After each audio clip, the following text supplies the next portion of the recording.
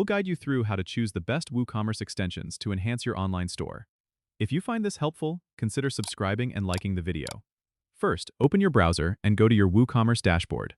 On the left-hand menu, click on Plugins, and then select Add New. Here, you can search for extensions that suit your store's needs.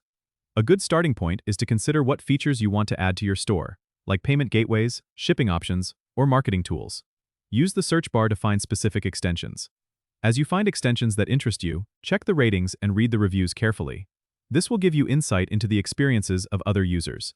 Pay attention to the number of active installations as well, as this indicates the popularity and reliability of the extension. When you've found an extension you like, click on More Details to learn about its features, developer updates, and compatibility with your version of WooCommerce. Always ensure that the extension is compatible with your current WooCommerce and WordPress versions to avoid any issues.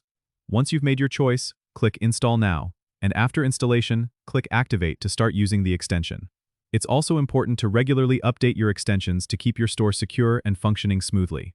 You may also want to visit the WooCommerce Marketplace for premium extensions that offer more advanced features or dedicated support.